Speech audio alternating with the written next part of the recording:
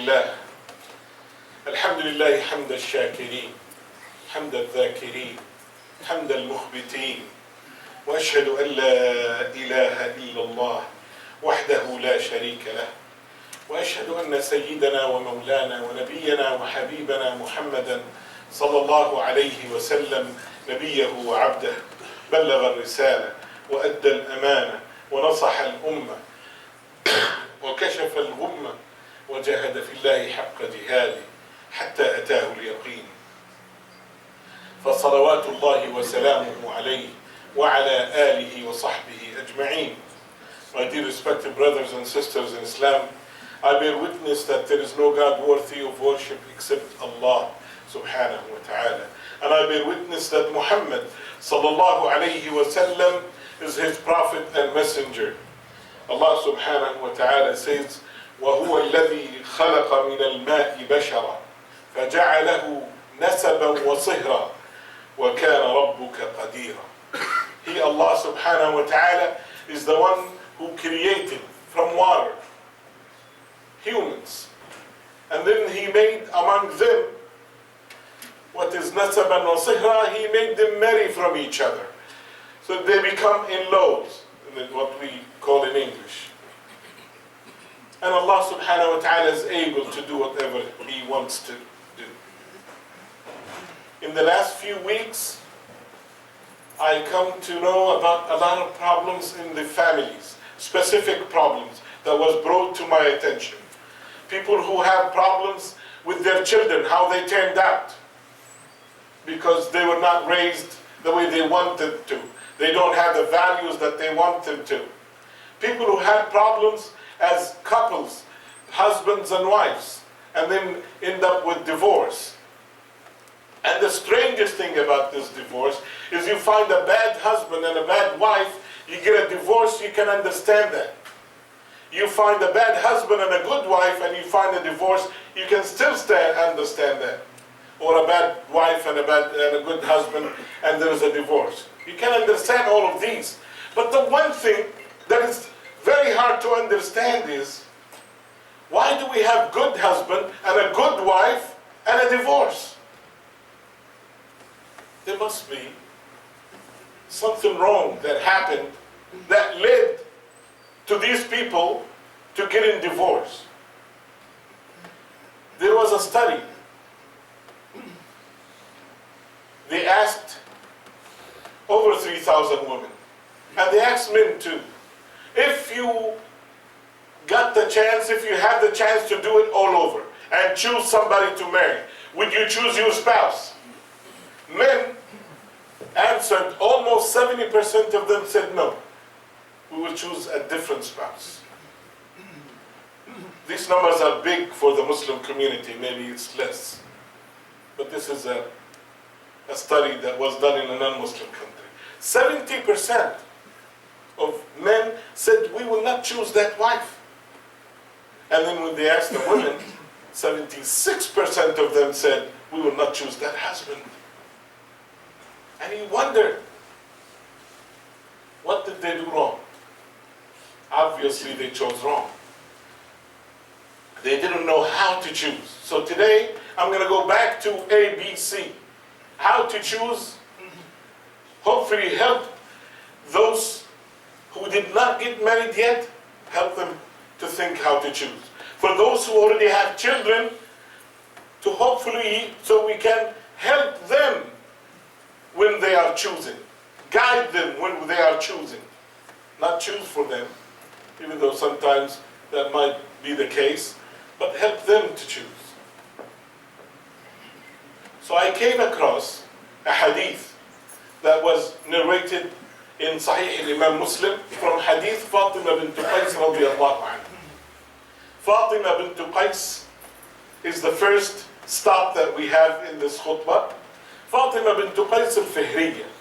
Her grandfather is Fihr. That means Quraysh.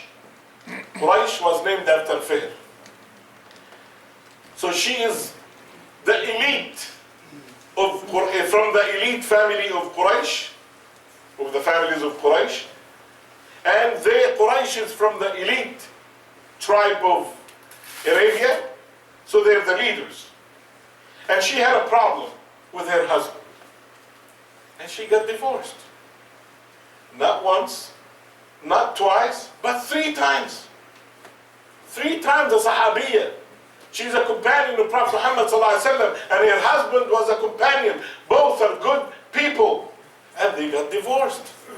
So if you think it only happens now, think again. It happened then. So her husband was in Yemen, the seerah tells us, and he sends her a gift. Like, this is the end of our relation. This is the 3rd divorce. So this is a gift for you. She looks at the gift and she doesn't like it. So she comes complaining to Prophet Muhammad sallallahu alaihi wasallam. Prophet Muhammad sallallahu alaihi wasallam looked into it. He found out that he gave her all what she deserves and more. So the verdict was, you get nothing more. And then he told her, and this is what the secret of this khutbah is. Then he told her, before you get married next time, you come back to me and consult with me. SubhanAllah. And I looked into this hadith so many years until I understood why. I came across this story, which made it much more clearer. So I'm going to share this story with you and then come back to the hadith. Kulthum, the daughter of Abu Bakr as-Siddiq radiyallahu anhu. There is a lot of Kulthum. This one is the daughter of Abu Bakr as-Siddiq radiyallahu anhu. He died, I think, before she was born or right about when she was a kid. So she was raised by Aisha radiyallahu anha. Umar ibn al-Khattab was a smart guy. And he was Amir al-Mu'mineen. And he wanted to get closer to those who were close to Prophet Muhammad sallallahu alayhi wa sallam. He wanted to guarantee his way and his level in Jannah with Prophet Muhammad sallallahu alayhi wa sallam by guaranteeing his level closer to those who Rasulullah sallallahu loved. So he came to Aisha and told her, I would like to marry Kulthum. Aisha was so happy. Aisha knew who Umar ibn Khattab was. She came to Kulthum and she told her, this is your happy day. This is your luckiest day. Amir al-Mu'mineen is asking for your hand. And Kulthum looks at her and she says, no. SubhanAllah. Umar ibn Khattab, the best man on earth at that time. We all know. Abu Bakr as-Siddiq and Umar ibn Khattab, they're exactly next to each other. And Abu Bakr as-Siddiq is the best man that ever walked on earth other than after the prophets. And after him right away is Umar ibn Khattab radiyallahu anhu. And this young woman says no to Umar ibn Khattab. So, listen to what she said. And this has to do with the first hadith. She said, Umar, رَجِلٌ خَشِنُ الْعَيْشِ. His living, the way he lives, is rough. His house doesn't have what every other house has. She wants to live comfortably more than the way Umar ibn Khattab lives. He's harsh in his living. شَدِيدُ الْغَيْرَةِ. He is very jealous. His jealousy is big. وَلَا يَمْلَأُ رَأْسَهُ إِلَّا الرَّعِيَّةِ. The only thing he cares about is taking care of the citizens of the Islamic Ummah. And listen to this. وَأَنَا, and I am, بَعْدُ فَتَاةٌ أُرِيدُ مَنْ يَصُبُّ عَلَيَّ الْحُبَّ صَبًّا. I am a young woman and I would love to find somebody that would pour love on top of me, just like you have a bucket and you pour it on top of somebody. She wants to be loved. She wants to live a love story.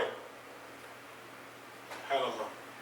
This story is long and has to do with a lot of things, but this marriage did not happen. She ended up marrying Talha ibn Ubaydillah. By the way, Talha ibn Ubaydillah is one of the 10 people that Rasulullah ﷺ gave the glad tidings that they will be in Jannah. So she did good still. But at least she knew what she wanted. And this is why Rasulullah ﷺ, when Fatima bint Qais got divorced 3 times, he told her, don't get married unless you come back and consult with me. Obviously, some people, unfortunately, a lot of people, maybe even I could say most people, do not know exactly the most important quality they need in their spouse. They know it inside, but it's hard for them to bring it out. You need to consult and talk and then think and then listen to them for so long, and then you tell them, okay, this is what you care the most about. So make sure you don't marry anybody unless they have that. To give the examples, Kulthum, she wanted somebody to love her. To give another example, there was this a friend of ours. He was a jealous person. He wanted somebody with a lot of haya, a woman with a lot of haya. You know, haya, I don't know if you want to call it decency. Another person, one of my students, his concern was he wants a woman that's a professional and that can make living. I asked, what? You want her to spend her own money? He said, no. But when my father died, his wife didn't know what to do. And she couldn't provide. So this doesn't make me happy, it makes me worried all the time. So what is it the most important thing that you care about? So Rasulullah sallallahu alayhi wa sallam looked at this woman, and obviously when she chooses, she doesn't know how to choose. He wanted her to come back to him so he can help her choose. So she come back to him after she finished her iddah. And she says, Ya Rasulullah, خطبني معاوية وأبو جهم وأسامة بن زيد. 3 people came for her khutbah. Muawiyah, the hadith doesn't specify exactly, but it could be Muawiyah ibn Abi Sufyan. And then a man called Abu Jahm. And the third one is Usama ibn Zayd. Usama is the son of Zayd ibn al-Harith. Zayd, at one day, he was caught, stolen from the desert, sold in Mecca, became a slave to Rasulullah sallallahu alayhi wa sallam. His father found him in Mecca. He came to get him back, but he refused to leave Rasulullah sallallahu alayhi wa sallam. And who would not want to stay in the house of Prophet Muhammad sallallahu alayhi wa sallam? This is before Islam. So Muhammad sallallahu alayhi wa sallam took him to the Kaaba, and he went around the Kaaba and he raised his hand and he said, this is my son from this day. And from that day on, people called him Zayd ibn Muhammad, the son of Muhammad. Until Allah subhanahu wa ta'ala revealed the ayat, ما كان محمد أبا أحد من رجالكم. Muhammad was not a father of any of your men.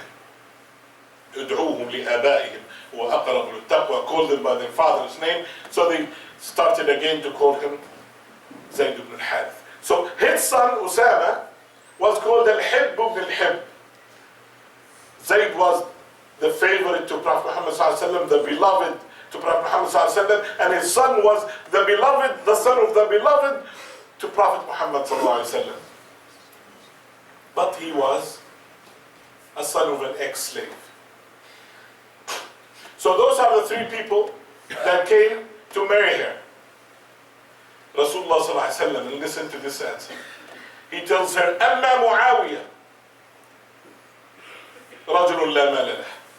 In one narration it says صعلوك لا مال له, and the word صعلوك means a poor person that doesn't have money, doesn't have anything behind him or in front of him. A guy that's poor. This first man is poor.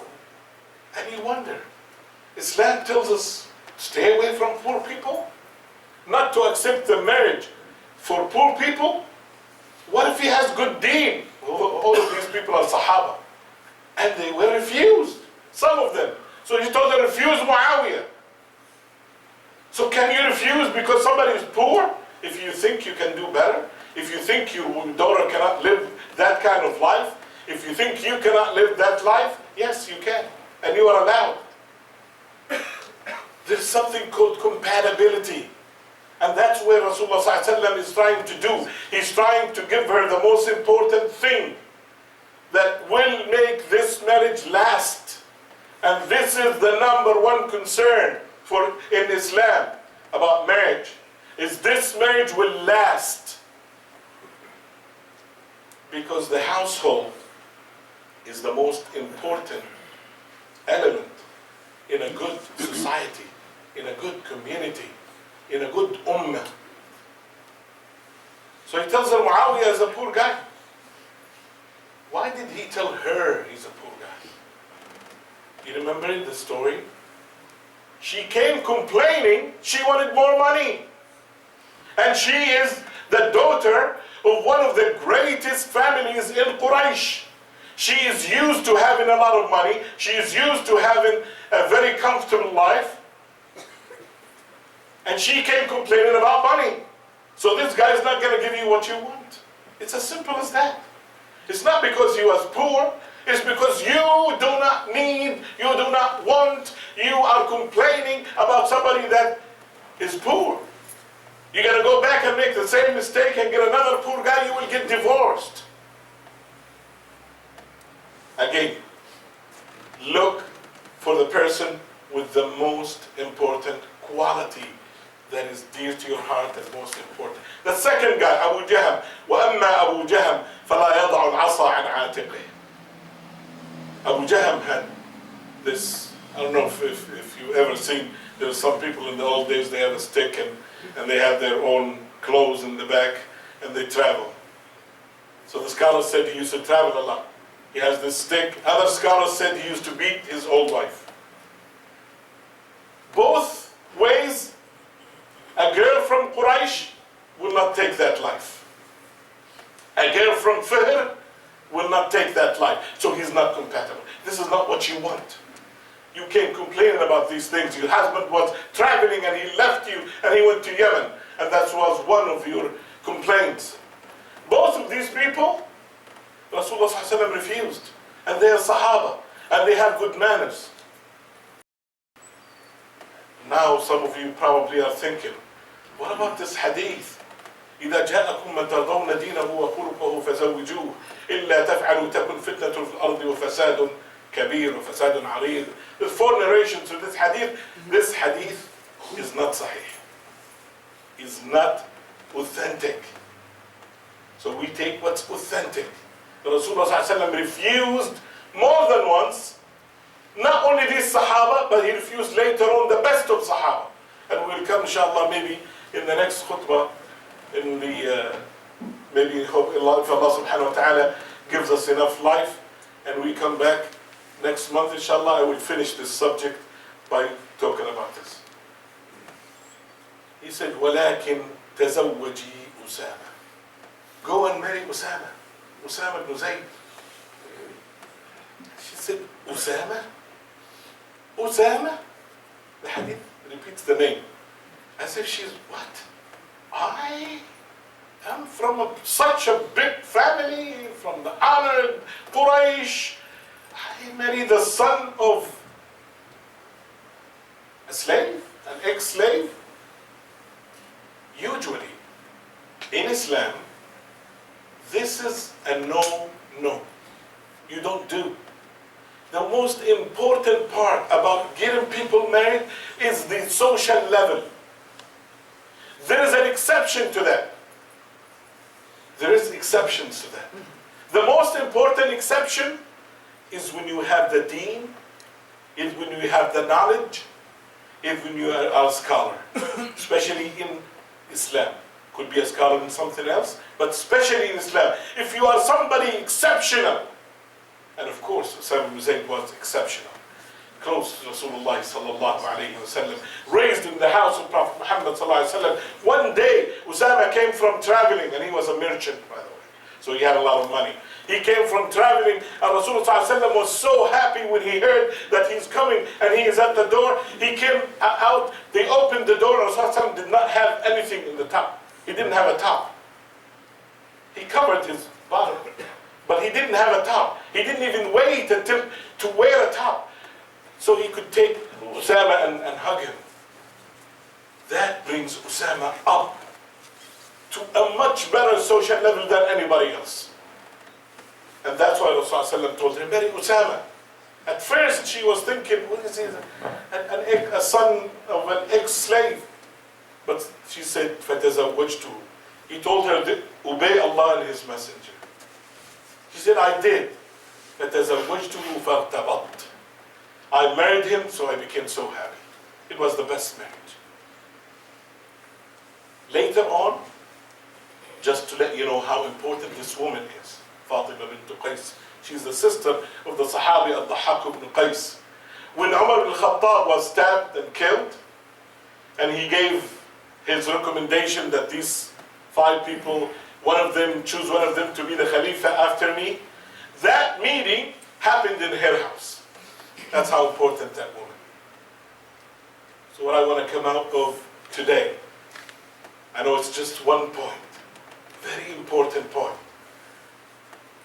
Look into the spouse and see, whether it's a husband or a wife, see, do they have the most important quality that I cannot live without? Everything else we will talk about. We can take anything over 50%. Depending on what can you take. But this specific matter is what makes the marriage last or not last.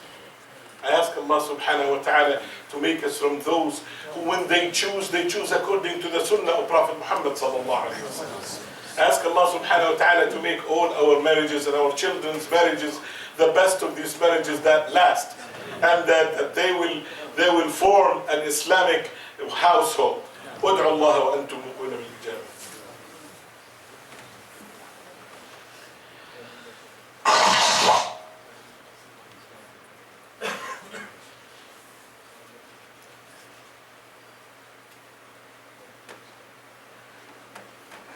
بسم الله والحمد لله والصلاة والسلام على رسول الله وعلى آله وصحبه ومن والاه.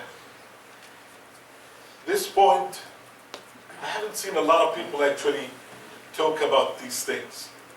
Maybe because of this time that we now have knowledge from other traditions that we are looking into these points. The last point, and I don't really have a proof for it, is just a point that from my experience that I've seen. And I can probably tell you a story about it, but inshallah maybe next khutbah. Listen to your gut. You're sitting down. You have a way of thinking. You have a way of living. You know what you can take and what you cannot take. Listen to your gut. Your gut is telling you, I cannot live with this person. Sometimes you cannot explain it. Some people are articulate. They can tell you exactly, this is why, 1, 2, 3, 4. He did this means that, and this is what I can do. Sometimes you can't. It's just a feeling in your gut that tells you, I cannot live with this person. Listen to your gut. And a very good sign of a marriage that will last, is a marriage that inshallah will be good, is if your family and your friends are all happy for you and they approve. There's always 1 or 2 people that will not approve, but all the main people and most people are approved. And if everybody approves, that is the best. That is a very good sign that marriage will most probably last. We will talk inshallah next khutbah. We'll talk about compatibility. We'll talk about the probably one of the very few hadiths that is sahih in this matter. تُنْكَحُ الْمَرْأَةُ الْأَرْبَعِ. People usually marry the woman for 4 reasons. By the way, the scholars said it's the same reasons why to marry a husband too. Okay?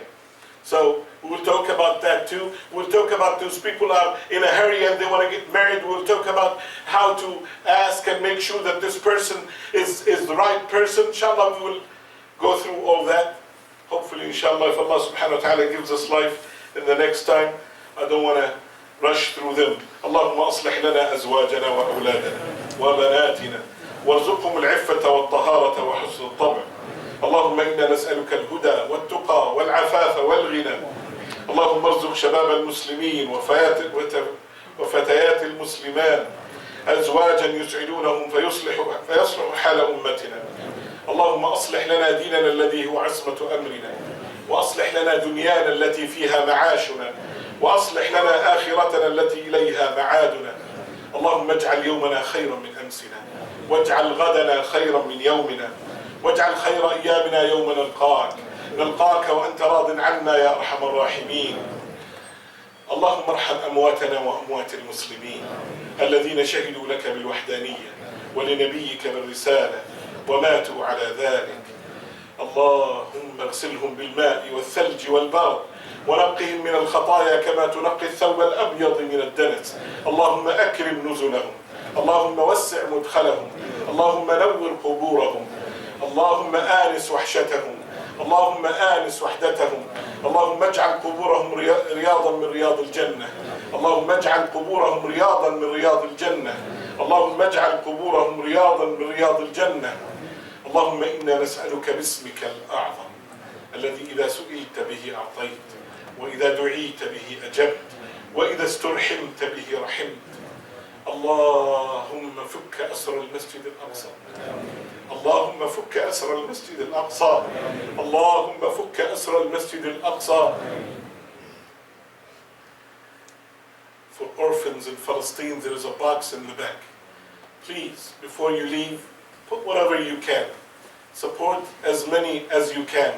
Our first and biggest problem in Islam is that we lost Jerusalem, and the people around it are suffering. We should have a hand in relieving that suffering. May Allah subhanahu wa ta'ala make us from those who listen to the best words and follow to the good words and follow the best of it. إن الله وملائكته يصلون على النبي يا أيها الذين آمنوا صلوا عليه وسلموا تسليما. اللهم صل وسلم وزد ودم وبارك على سيدنا محمد وعلى آله وصحبه أجمعين. وأقم الصلاة.